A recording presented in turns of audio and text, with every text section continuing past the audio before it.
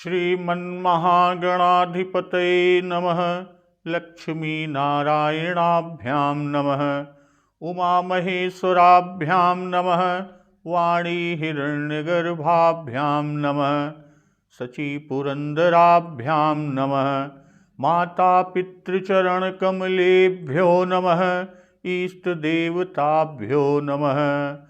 कुलदेवताभ्यो नमः। ग्रामदेवताभ्यो नमः। स्थानदेवताभ्यो नमः। वास्तुदेवताभ्यो नमः। सर्वेभ्यो देवेभ्यो नमः। सर्वेभ्यो ब्राह्मणेभ्यो नमः। श्रीगुरुचरणकमलेभ्यो नमः। ओम सिद्धिबुद्धिसहिताय श्रीमन्महागणाधिपतये नमः। राजा दशरथ जी कैकेयी से कह रहे हैं कि राम सपथ सत कहूँ सुभाऊ, राम मातु कछु कहूँ न काऊ। मैं सबु कीन तो ही बिनु पूछे, तहि ते परऊ मनोरथ छूछे। दशरथ जी कैकेयी से कह रहे हैं कि राम की एक दो नहीं बल्कि 100 बार सौगंध खाकर और मैं स्वभाव से ही कहता हूं कि राम जी की माता कौशल्या ने राम राज्य के विषय में मुझसे कभी कुछ कहा ही नहीं। हां, मैंने तुमसे पूछे बिना यह सब अवश्य किया और इसी से मेरा मनोरथ खाली गया। ऋष परिहरु अब मंगल साजू, कछु दिन गए भरत जुबराजू। एक ही बात मोहि दुख लागा, बर दूसर यस मंजस मागा। अब तो क्रोध छोड़ दो, मंगल साज तो सजाओ और कुछ ही दिनों में भरत युवराज हो जाएंगे। हां, एक बात का मुझे दुख लगा कि तुमने दूसरा वरदान बड़ी अड़चन का मांगा और उसका कि अजहूं हृदय जरत ते ही आचा, रिस परिहास की साचे हूं साचा। कहत जीरो सुराम अपराधु, सबको कहि राम सुठि साधु। और उसकी आंच से तुम्हारा दूसरा वरदान जो तुमने मांगा था कि तापस वेश विशेष उदासी, 14 बरस राम बनवासी। अब इसी पर उसकी आंच से मेरा हृदय अब भी जल रहा है। यह क्रोध या परिहास या सचमुच ही जो वास्तव में सच्चा है, क्रोध को त्याग कर राम का अपराध तो बताओ। सब कोई तो कहते हैं कि राम बड़े ही साधु हैं, सबको कहे राम सुठि साधु। इतना ही नहीं, तुम भी कि तुहु सराहसि करसि सनेहु, अब सुनि मोहि भयउ संदेहु। जासु सुभाऊ अरिहि अनुकूला, सो किमि करिहि मातु प्रतिकूला। सबकी बात छोड़िए, तुम तो स्वयं भी राम की सराहना करती और राम जी पर स्नेह किया करती थी। अब यह सुनकर मुझे संदेह हो रहा है कि तुम्हारी प्रशंसा और स्नेह कहीं झूठे तो न थे। भाई, जिसका स्वभाव शत्रु को भी अनुकूल है तो वह माता के प्रतिकूल आचरण कैसे करेगा और क्यों करेगा। इसी पर राजा दशरथ जी कह रहे हैं कि प्रिया हास ऋषि परिहरहि, मांगु विचारि विवेक। जहि देखऊ अब नयन भरी, भरत राज अभिषेक। हे प्रिय, हंसी और क्रोध अब छोड़ दो और विवेक विचार कर को यानी उचित अनुचित का विचार कर वर को मांगो, जिससे अब मैं नेत्र भरकर भरत का राज्याभिषेक देख सकूं। तो आज का प्रसंग इसी के आगे राजा दशरथ जी कह रहे हैं कि जिए मीन बरुबारी बिहीना, मन बिनु फनि कुजिए दुख दीना। कहूँ सुभाऊ न छलु मन माही, जीवनु मोर राम बिनु नाही। तो यहां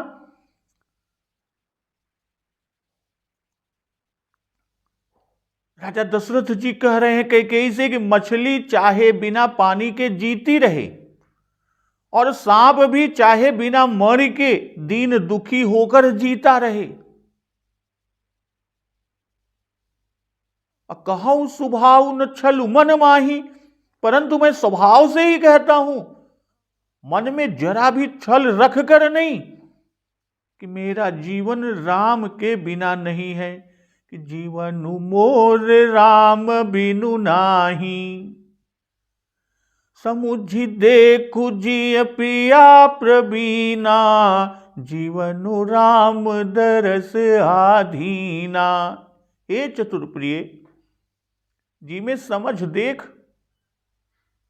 मेरा जीवन श्री राम के दर्शन के अधीन है।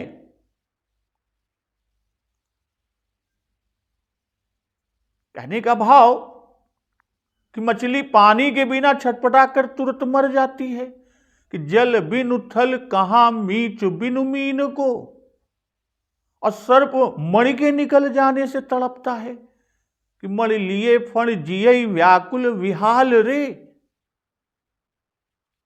तो इनकी प्रकृति यानी मीन और सर्प, मछली और सांप की प्रकृति चाहे बदल जाए, ये न मरे, फिर भी मैं कदापि नहीं जी सकता।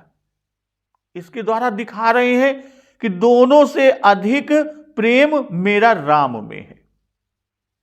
पूर्व जन्म का यही वर है, यही वरदान है कि मनि बिनु फनि जिमि जल बिनु मीना, मम जीवन तिमि तुम्हि अधीना।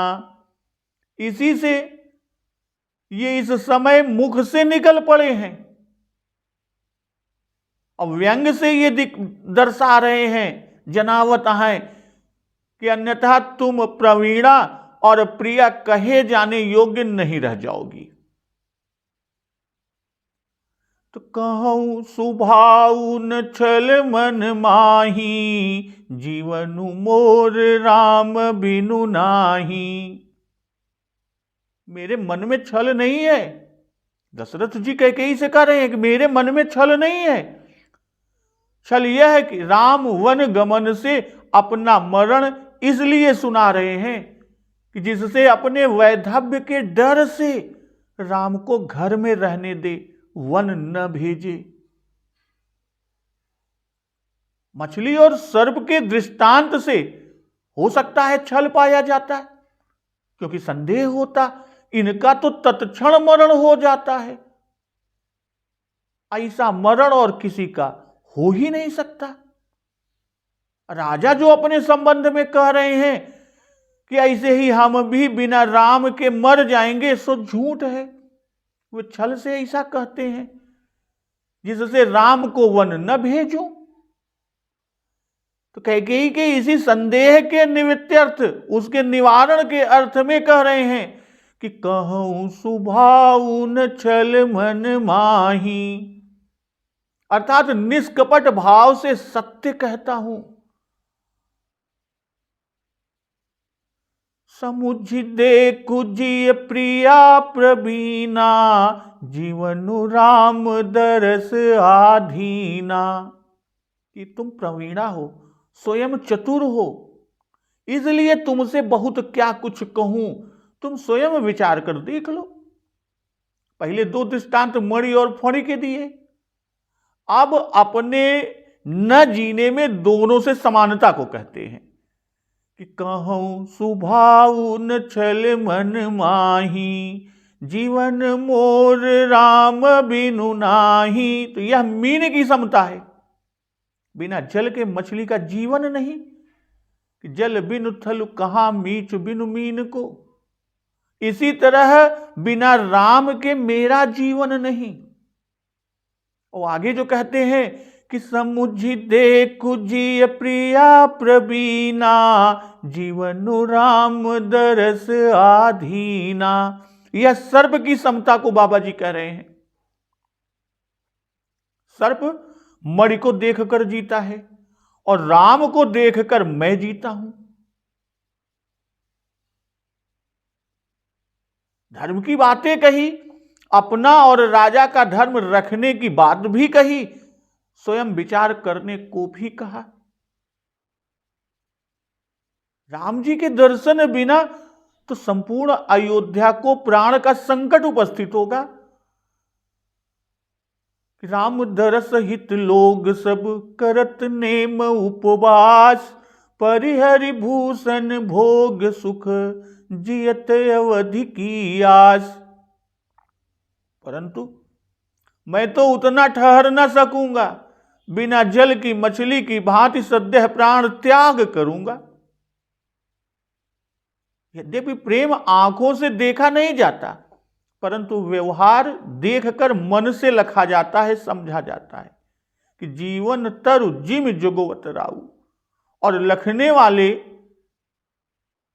ने लखा भी कि नृप सनेहु लखि धुने सिरु, पापिन दीन कुदाऊ। इसलिए चक्रवर्ती महाराज दशरथ जी कहते हैं कि हे प्रिय, तू तो प्रवीण है, समझकर जी से देख ले, समझ ले कि क्या मैं राम बिना जी सकूंगा। इसलिए तू प्रिया होकर प्राण दंड मुझे दे रही है। अब राजा जी के इतने कहने पर सुन मृदु बचन कुमति अति जरई, मनहु अनल आहुत घृत परई। कहई करहु किन कोटि उपाया, इहां न लागी राउरी माया।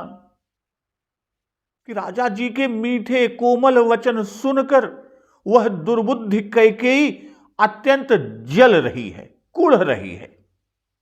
और ऐसे कि जैसे अग्नि में घी की आहुति पड़ने से वह प्रज्वलित हो जाती है, धधक उठती है, वैसे ही राजा जी के कोमल मीठे वचन सुनकर दुर्बुद्धि कैकेयी के अंदर, हृदय के अंदर वह जल उठी और वह कहने लगी, कहई करहु किन कोटि उपाया, इहां न लागी राउरी माया। कि आप कितने ही उपाय क्यों न करें, किंतु यहां आपकी माया नहीं लगने वाली, आपकी चालें यहां पर नहीं चलने वाली। और कह रही है कि देहु कि लेहु अजसु करि नाही, मोहिन बहुत प्रपंच सोहाही। वरदान दीजिए, नहीं तो नहीं करके अपयश को लीजिए। मुझे इस तरह बहुत तरह के प्रपंच अच्छे नहीं लगते। कैकेयी ने राजा का कहना ना माना, विवेक से विचार नहीं किया। सुन मृदु वचन कुमति अति जरई, मनहु अनल आहुत घृत परई। भाई मृदु वचन सुनकर जली, अति जरई अर्थात जल तो पहले से रही थी, आगे दीख जरत रिस भारी, पर अब अत्यंत जलने लगी, दाह अधिक हो गया, ज्वाला और प्रज्वलित हो गई। मनहु अनल आहुत घृत परई। तो यहां क्रोध अग्नि है और मृदु वचन घृत है। वचन कोमल और घृत कोमल।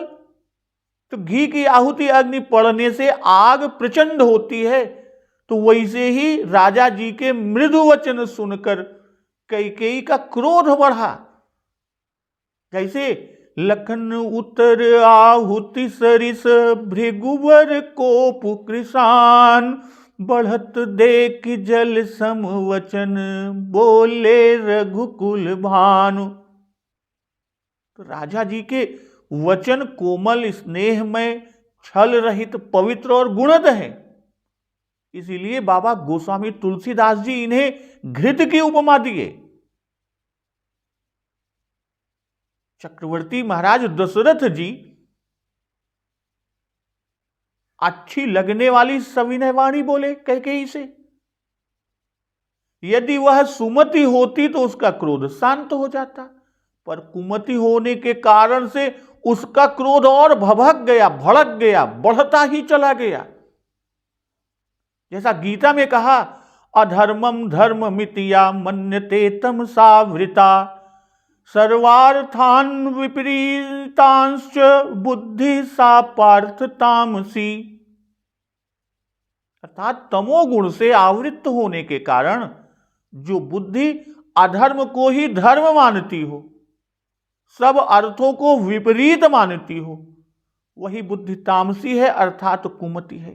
तो यहां कुमति कैकेयी ने महाराज दशरथ के युक्त युक्त विनम्र वचन को माया माना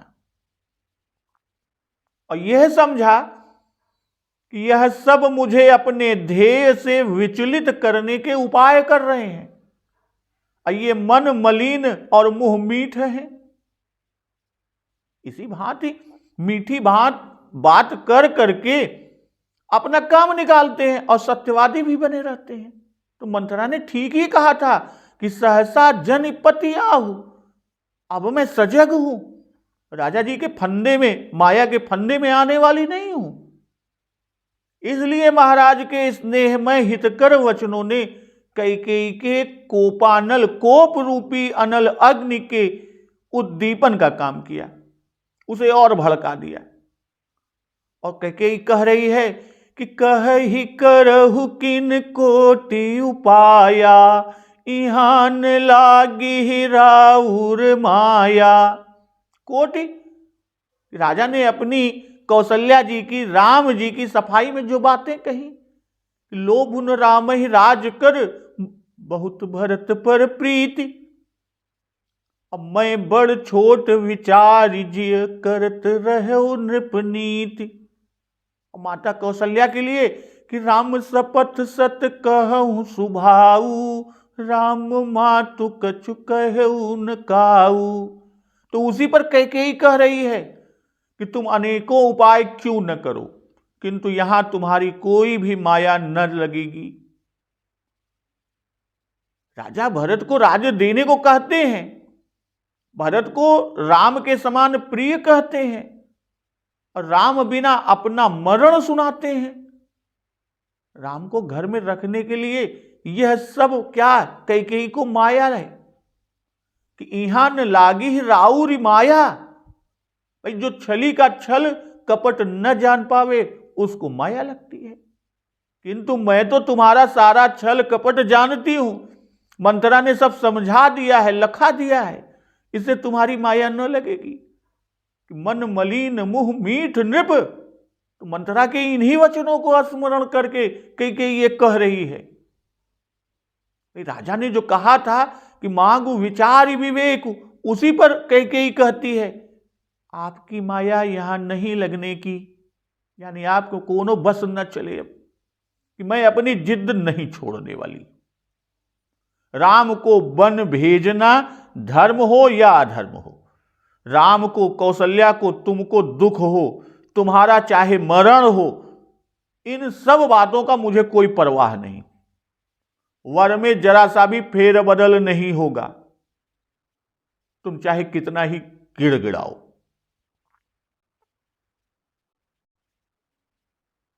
कैकेयी कि तुम्हारी राजनीति में 4 उपाय, साम दाम भेद दंड और 7 उपेक्षा इंद्रजाल, सो इन 7 में से भेद को तुम काम में ले रहे हो, असो ये कोई यहां नहीं लगेगा। रानी तो वास्तव में देव माया के वश में है, इसलिए सरस्वती उससे राउरी माया न लागी ही ऐसा कहलाकर यह बता रही हैं कि यहां तो ब्रह्मा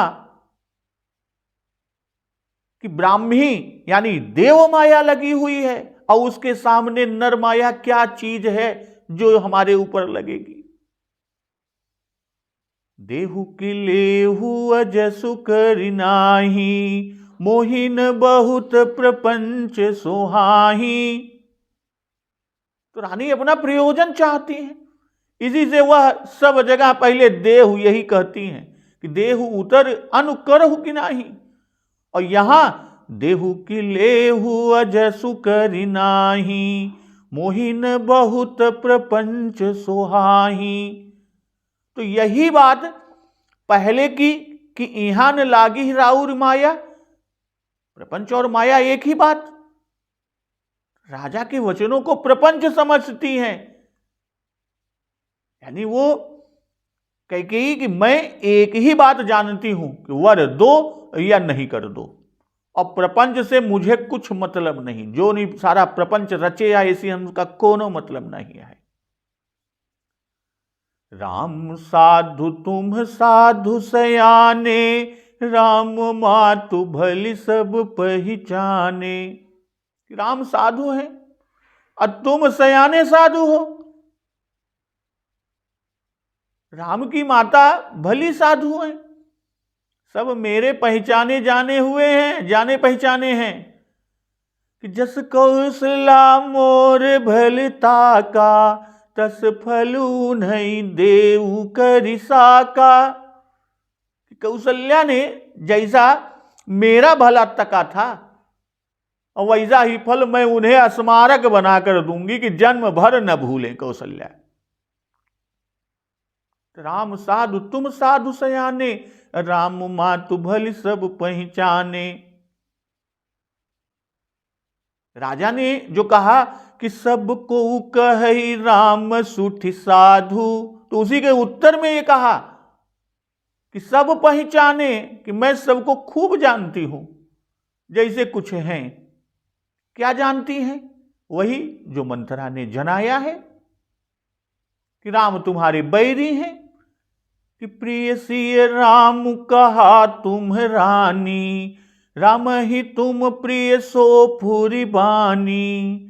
रहा प्रथम अब ते दिन बीते, समर फिरे रिपु हो ही प्रीते। कि पहले प्रिय थे अब रिपु हैं, शत्रु हैं। कौशल्या वैरिणी है कि जरि तुम्हारी चह सवति उखारी, और राजा कपटी हैं, मन मलिन मुह मीठ नृप। तो साधु सयाने का भाव ही कि सब साधु हैं और आप सभी के गुरु हैं। इन सबको कहने के पीछे कैकेयी का जो भाव कि सबके सब ऊपर से तो साधु बने हैं और ऊपर से आप सब स्नेह दिखाते हैं, पर भीतर सबके कपट भरा हुआ है। कोई भी हृदय से हमारा भला नहीं चाहता, और ऐसे लोग पहचाने नहीं जा सकते। पर मैंने तुम सबको पहचान लिया, और तुम सब स्वार्थ के लिए साधु बने हो। जस कौशला मोर भलता का, तस फल उन्हीं देऊ करि साका।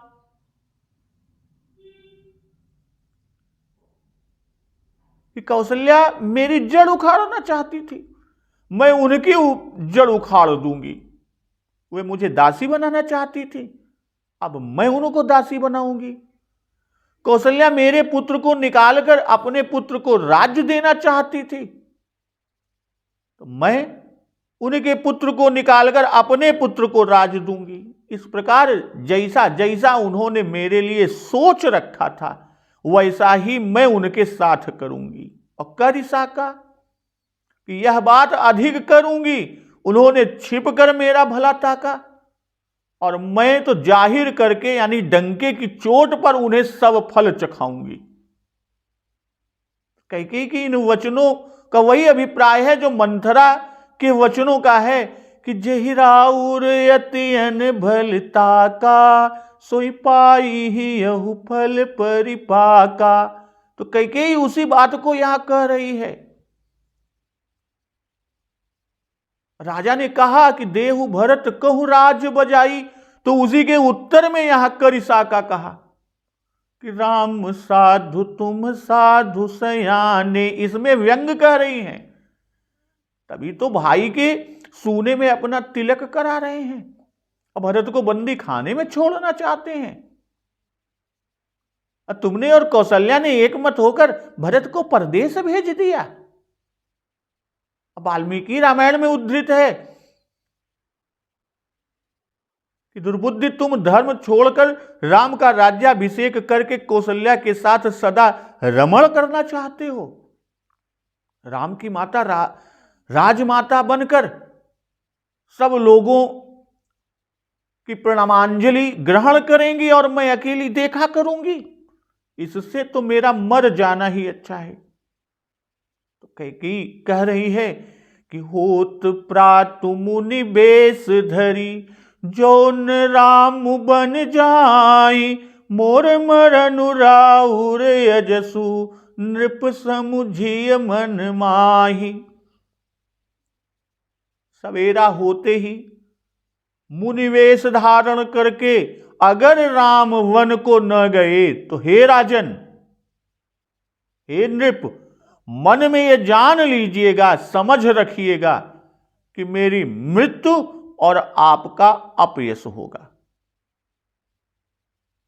तो सुनि मृदु बचन कुमति अति जरई।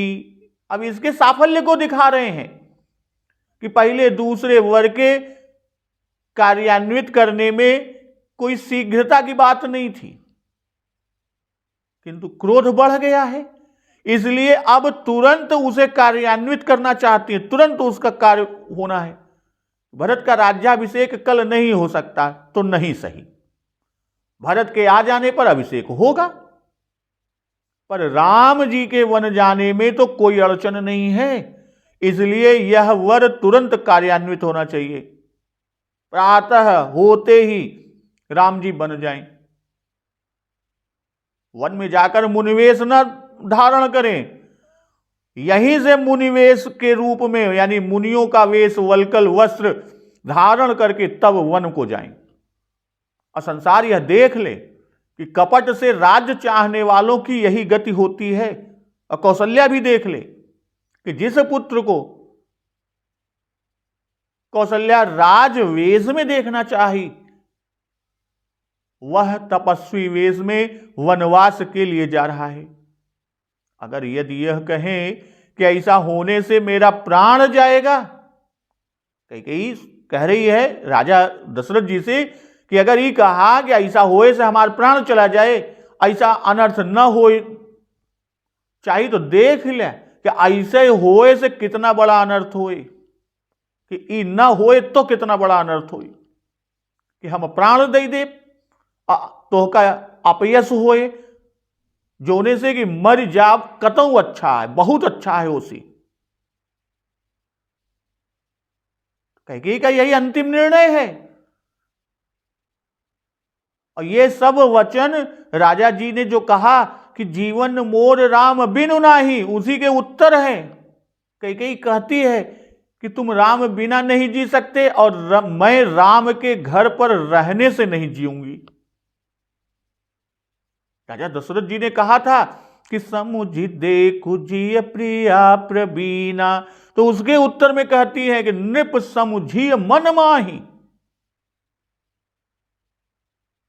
कैकेयी जानती है कि राजा अपयश को डरते हैं, इसी से बारंबार अपयश होना सुनाती है। जैसे कि देन कहु अब जनि बरु देहु, तजहु सत्य जग अपजस लेहु। और फिर आगे कि देहु के लेहु अजस करि नाही, मोहिन बहुत प्रपंच सोहाही। और यहां कि मोर मरनु राउर अजस, नृप समुझिय मन माही।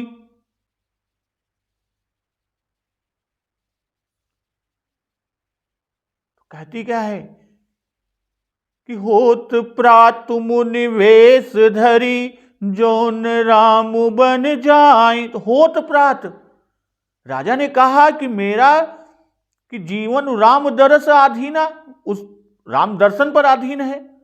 तो उसी की जोड़ में कैकेयी सुनाती है कि मेरा मरण राम दरस से है। इसलिए कहती है कैकेयी कि प्रातः काल ही वो वन को चले जाएं, वन को चल दें, मैं उनको न देखूं। मोर मरण राहुर यजसु, मरण और अपयश बराबर है, बल्कि अपयश करोड़ों मरण के बराबर है। संभावित कह अपजस लाहू, मरण कोटि सम दारुण दाहू। कहने का तात्पर्य कि मैं मरूंगी सो अकेले नहीं मरूंगी, तुम्हें मार कर मैं मरूंगी और तुम जीने के लायक न रह जाओगे। समझिए मन माही, सोच विचार लिया आपके लिए कौन अच्छा है, राम के वियोग में एक ही बार का मरना या अपयश लेकर जीते ही करोड़ों मरण के समान आपका जीवन।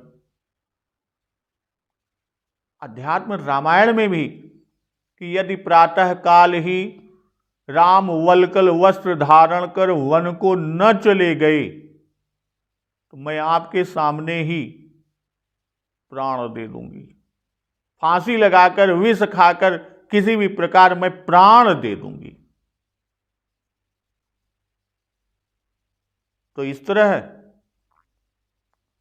कैकेयी के इस रौद्र रूप को देखकर बाबा गोस्वामी तुलसीदास जी कैकेयी की कुटिलता को, उनके क्रोध को, अक्रोध रूपी जल से भरी हुई यानी भयंकर रूप को वरदान रूपी किनारों के क्रम में किस तरह से इसका प्रसंग देते हैं। तो इन प्रसंगों का श्रवण अमृत रसपान हम लोग अगले दिवस की कथा में रसपान करेंगे। तो एक बार जोर से बोलिए, सियावर रामचंद्र की जय, पवन सुत हनुमान की जय। जगत जननी मां जगदम्बा की जय, गुरुदेव भगवान की जय। उमापति महादेव की जय। जय श्री राम।